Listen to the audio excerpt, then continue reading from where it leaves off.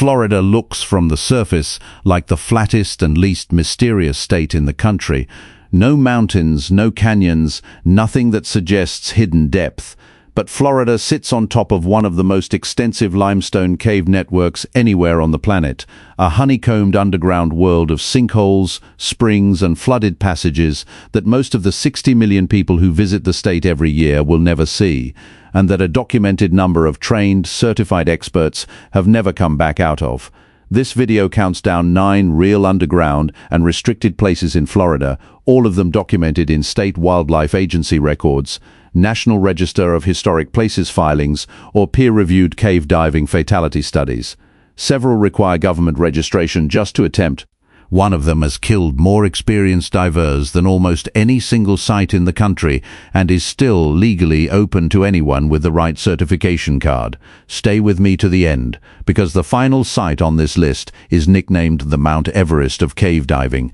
and the warning sign posted at its entrance literally has a picture of the Grim Reaper on it. Let's begin. Wakulla Springs, in the forest south of Tallahassee, is one of the largest and deepest freshwater springs on Earth, discharging hundreds of millions of gallons of crystal clear water into the Wakulla River every single day from a cave system that extends far beyond anything visible from the surface.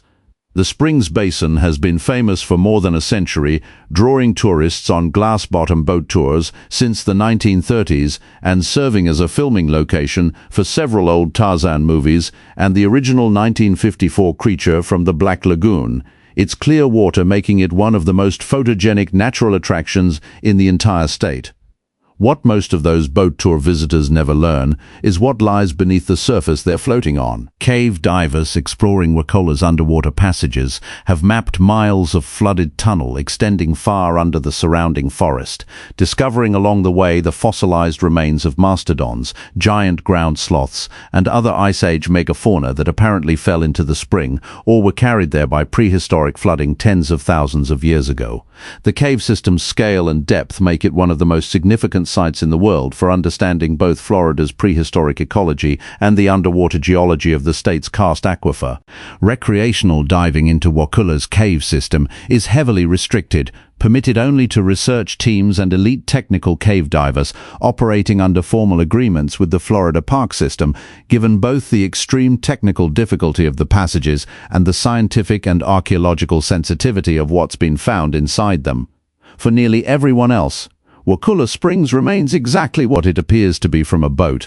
a beautiful clear pool in the forest with absolutely no visible sign of the miles of flooded prehistoric graveyard extending beneath it. Weeki Wachee Springs on Florida's Gulf Coast north of Tampa is best known for its mermaid shows, a roadside attraction dating back to 1947 where performers in fishtails swim in an underwater theater built directly into the Springs Basin, one of the state's most enduring pieces of classic Florida kitsch. What most of the families watching the mermaid show don't realize is that they are sitting a few dozen feet above one of the deepest and most technically demanding cave diving systems in the United States. For decades, the true depth of Weeki Wachee's spring vent was simply unknown.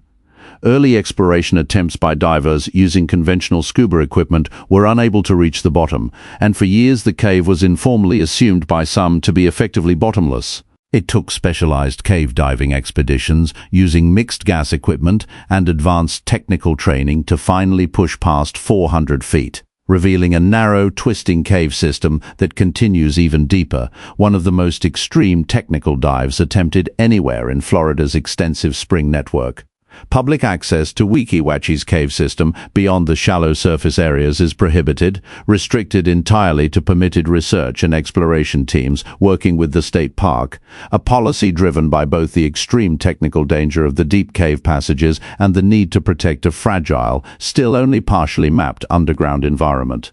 The mermaids perform their show every day directly above a passage that has taken some of the most experienced technical divers in the world to the very edge of what human beings can survive underwater, and almost none of the visitors watching from their seats have any idea it's there. Before we go further, it's worth understanding why Florida in particular has this much genuinely dangerous underground and restricted terrain, because the answer is almost entirely a matter of geology rather than human design.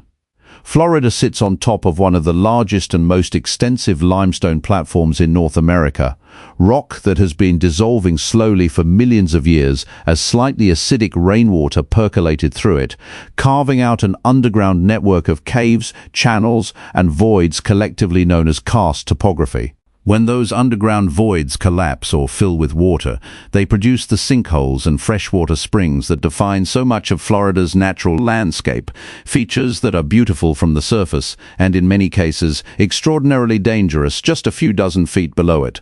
Unlike a mountain cave carved by a single stream, Florida's spring caves are often fed by an entire regional aquifer, meaning the passages can be enormous, complex, and subject to unpredictable currents that have disoriented and killed even highly experienced divers. Layered on top of that natural hazard is Florida's 20th century industrial and military history. A phosphate mining industry that has left behind massive waste storage facilities across the central part of the state, and a Cold War-era missile testing and launch infrastructure concentrated along the Space Coast that required its own underground and semi-underground blast protection.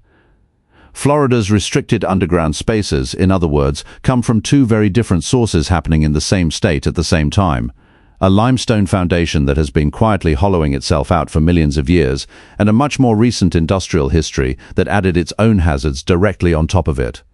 In Manatee County, on Florida's Gulf Coast south of Tampa, a phosphate processing facility has, since the 1960s, produced a massive waste byproduct known as phosphogypsum, a mildly radioactive material generated in enormous quantities by the fertilizer manufacturing process. That waste is not buried underground in the traditional sense, but stacked above ground into towering mounds called gypsum stacks, some of them hundreds of feet tall, with processed wastewater held in reservoirs built directly on top of the stacks themselves, an engineering approach the industry has relied on for decades because there is currently no other approved method for disposing of the sheer volume of waste phosphate mining produces. In April 2021, a liner beneath one of these reservoirs at the Piney Point facility began leaking significantly, threatening a catastrophic breach that could have released hundreds of millions of gallons of contaminated wastewater into Tampa Bay with almost no warning. State officials ordered the emergency evacuation of hundreds of homes in the surrounding area, while crews worked around the clock to controlled release water from the failing reservoir directly into the bay, a deliberate but far less damaging alternative to an uncontrolled collapse. The event drew national attention to a waste storage method that Florida had relied on for half a century with comparatively little public scrutiny. The gypsum stacks and their wastewater reservoirs remain active industrial sites today, closed to public access and subject to increased state monitoring requirements following the 2021 crisis. They represent a category of restricted Florida terrain unlike anything else on this list. Not a cave carved by nature or a bunker built for war, but a byproduct of an industry most Floridians rely on without ever thinking about, stacked hundreds of feet into the air and held back, in some cases, by little more than an aging plastic liner.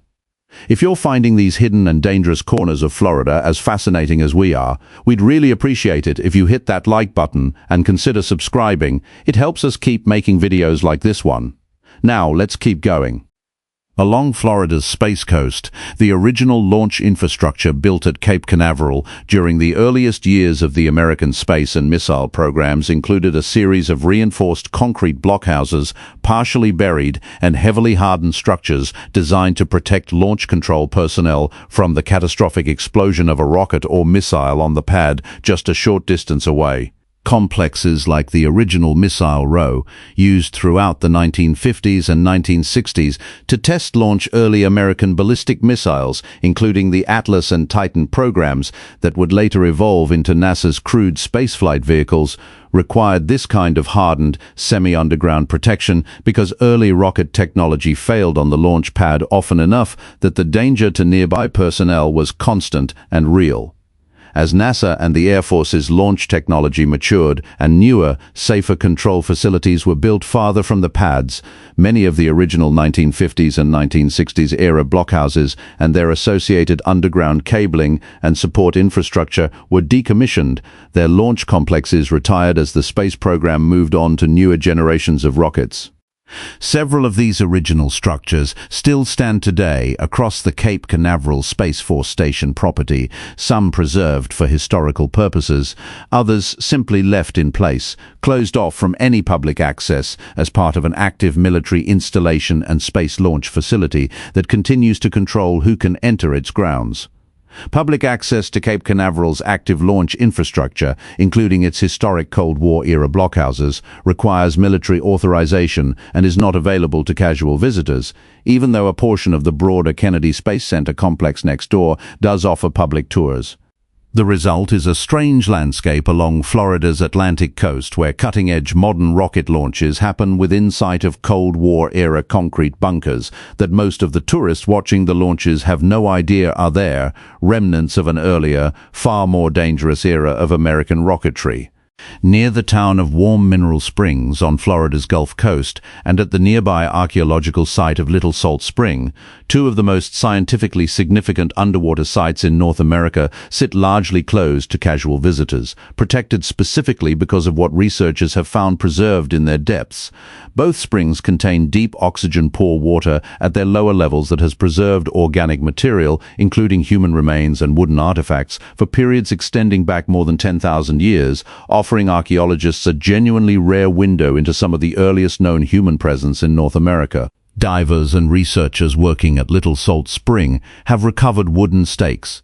animal remains showing signs of human hunting and butchering, and skeletal material that has been dated to the Paleo-Indian period, evidence that has fundamentally shaped scientific understanding of when and how the earliest people arrived in Florida.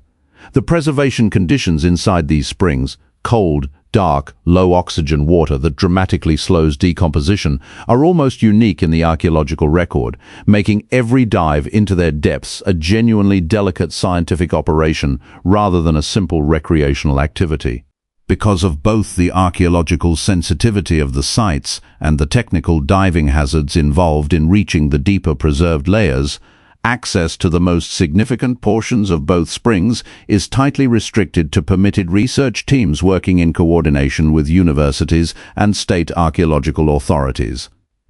What looks, from the surface, like an unusually clear and inviting swimming hole is, at its depths, one of the most carefully protected archaeological records of early American life anywhere in the country.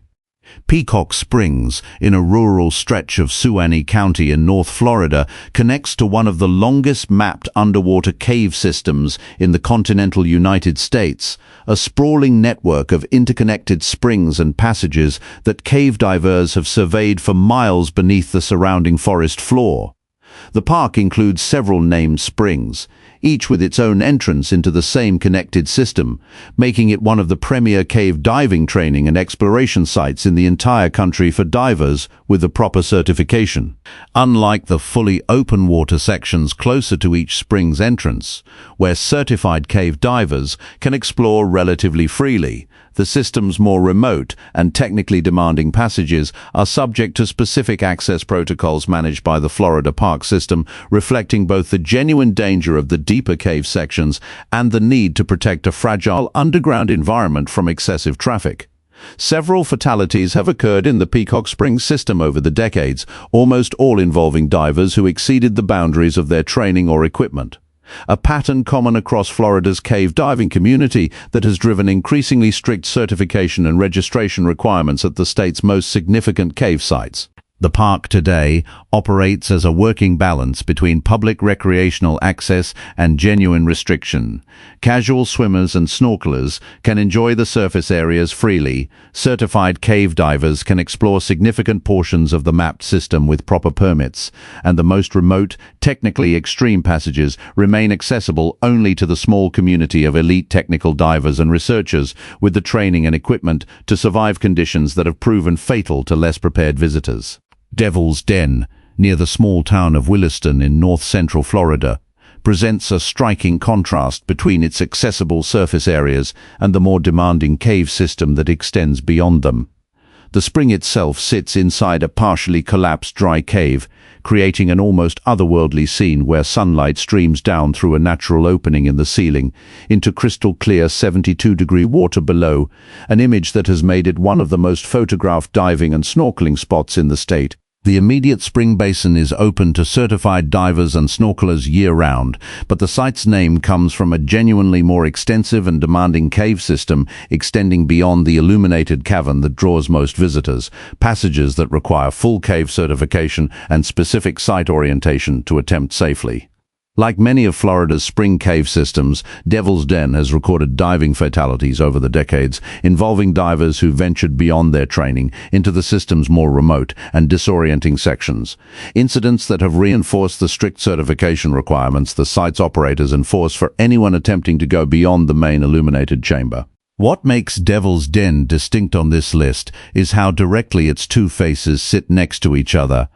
A beautiful, safely accessible cavern that thousands of tourists photograph every year, and just beyond the light, a genuinely hazardous cave system that has claimed the lives of divers who assumed the calm, clear water meant the passage ahead was as forgiving as the pool behind them. Eagle's Nest Sink, hidden inside the Chassahowitzka Wildlife Management Area on Florida's Gulf Coast, looks from the surface like nothing more than an unremarkable, algae-tinted pond bordered by a wooden boardwalk in the middle of a mosquito-heavy stretch of swamp. Beneath that plain surface, the sinkhole drops in a nearly vertical shaft, more than 300 feet down into a sprawling network of underwater rooms and passages that cave divers have named, with a mixture of awe and dark humor, the ballroom, the super room, and the pit, chambers large enough to be genuinely disorienting, even to experienced technical divers.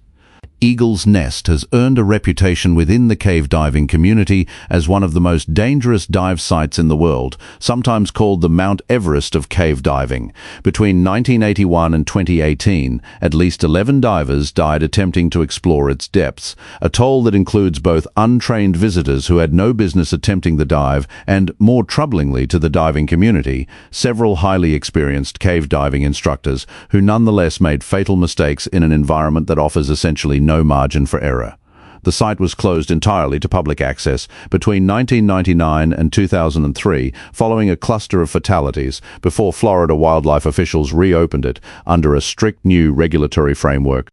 Today, diving at Eagle's Nest requires full cave certification, specialized mixed gas training appropriate to its extreme depth, and mandatory registration with the Florida Fish and Wildlife Conservation Commission before every single dive, a level of bureaucratic oversight almost unheard of for a natural recreational site anywhere in the country. An underwater warning sign featuring an image of the Grim Reaper greets divers at the cave's entrance, reading simply, "Stop, prevent your death." It is, by any honest measure, one of the most beautiful and most genuinely lethal places in the entire state of Florida, open to the public and killing some of the most qualified people who ever attempt it anyway. If you've made it this far, thank you for sticking with us through the full story of Florida's hidden and dangerous underground world. If you found these places as fascinating as we did, please consider subscribing. We cover more of America's hidden and restricted history every week, and we'd love to have you along for the next one.